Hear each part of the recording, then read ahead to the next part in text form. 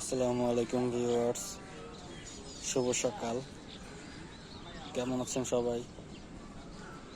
আজ 28 মার্চ 2025, রোজ শুক্রবার। আজ আমাদের ছাদ ঢালাই,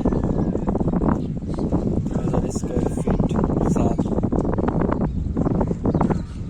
দেখতে পাচ্ছেন কাজ সম্পূর্ণ। ঢালাইয়ের কাজ কিছুক্ষণের মধ্যে শুরু হবে। সবাই দোয়া করবেন যেন সুন্দর সঠিকভাবে কাজটি সম্পূর্ণ করতে পারি।